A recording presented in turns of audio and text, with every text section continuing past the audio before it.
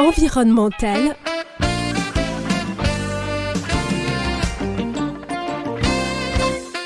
Le GIEC est de retour et cette fois-ci avec des prévisions qui n'ont jamais été aussi désastreuses, voire cataclysmiques. Si le taux d'émission de gaz à effet de serre continue de croître pendant les 3 années à venir, la planète deviendrait invivable. C'est ce qui ressort de la 3e partie du 6e rapport du GIEC, le groupe d'experts intergouvernemental sur l'évolution du climat, publié le 4 avril dernier.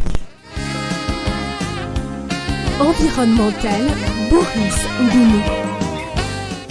Dans le 3e volet de leur 6e rapport sur les changements climatiques, les experts de l'ONU sur le climat donnent surtout des solutions à prendre pour faire plafonner les émissions de CO2 dans l'atmosphère d'ici à 2025. Ce n'est qu'à cette condition que les humains pourront limiter le réchauffement de la planète à 1,5 degré Celsius d'ici à 2100, conformément à l'accord de Paris signé en 2015. Un défi pour lequel la contribution de l'Afrique est plus que jamais attendue, elle qui regorge désormais le plus grand poumon forestier de la planète, la forêt du bassin du Congo. Et sur cette contribution attendue de l'Afrique, nous aurons l'avis de Younoussa Bosouka, responsable du programme Eau et Climat à l'ONG African Center for Advocacy. Mesdames et messieurs, chers auditeurs, chers internautes, bienvenue dans Environnemental.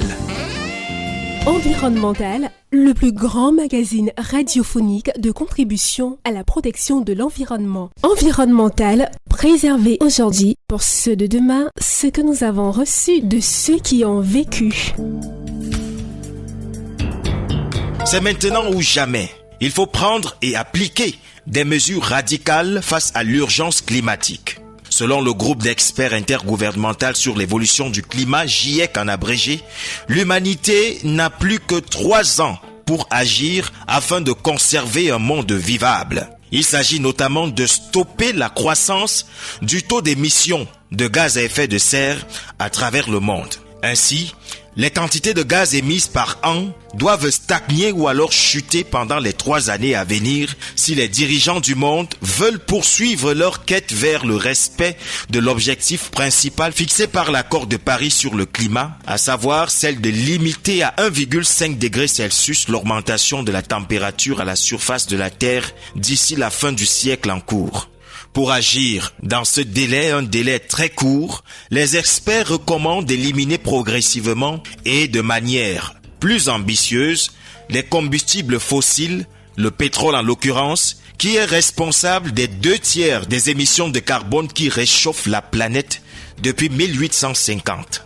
Entre autres solutions proposées dans le rapport de plus de 3000 pages, on note l'arrêt de la déforestation, la protection de la biodiversité, l'efficacité énergétique des bâtiments ainsi que l'électrification des transports.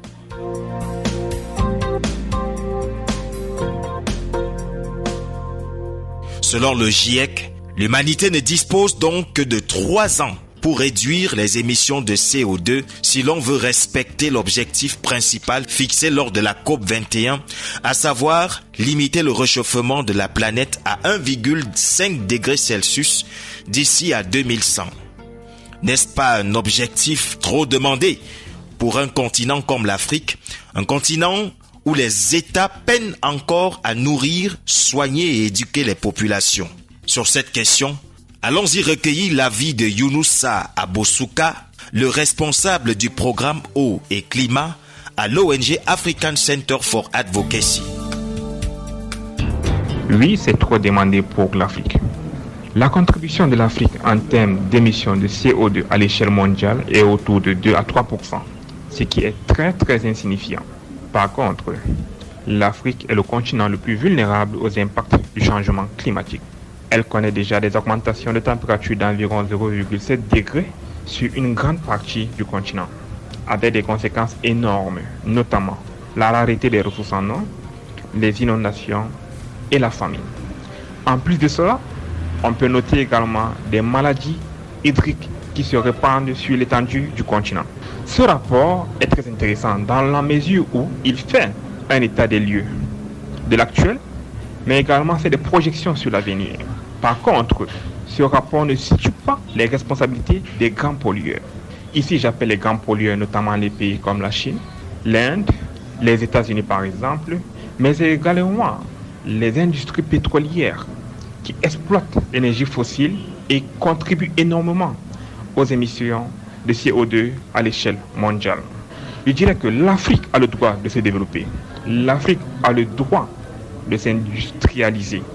L'Afrique a le droit d'être prospère. C'est aux grands pollueurs de réduire les émissions et de voir comment transiter vers les énergies renouvelables, les énergies dites vertes, afin de réduire les émissions et en même temps afin de permettre à l'Afrique de se développer également à son tour.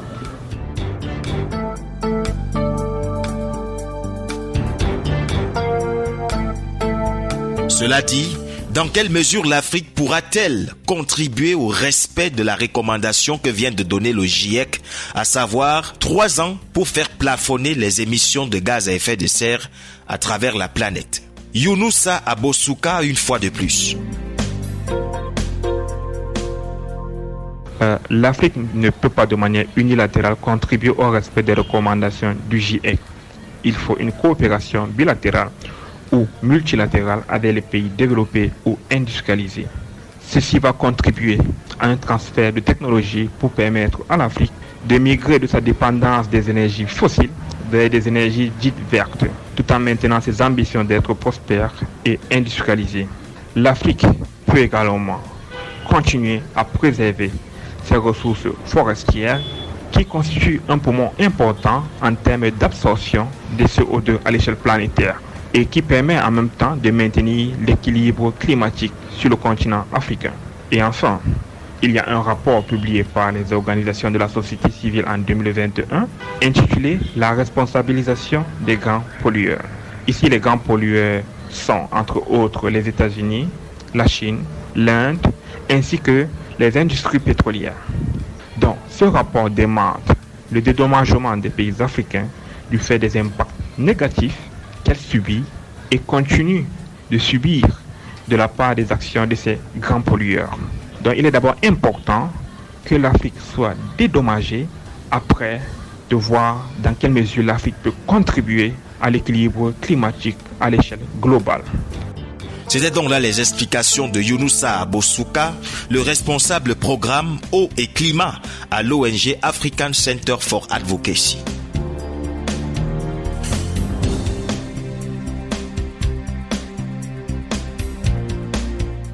Dans le 3e volet de son 6e rapport sur le climat consacré à l'atténuation des réchauffements climatiques, le GIEC constate par ailleurs que les pays pauvres, notamment les États d'Afrique, peinent toujours à recevoir l'aide de multinationales promises lors des grandes assises internationales. Et pourtant, selon le GIEC, il faudrait que les flux de financement climatique destinés aux pays en développement soient multipliés par 4, voire par 8 d'ici à 2030 pour espérer combler les besoins en termes d'adaptation et de lutte contre les changements climatiques en Afrique. Environnemental, le plus grand magazine radiophonique de contribution à la protection de l'environnement. Voilà, mesdames et messieurs, c'est ici que prend fin cette autre production d'Environnemental. Merci de l'avoir écouté. Retrouvons-nous la semaine prochaine, même jour, même heure, même canal.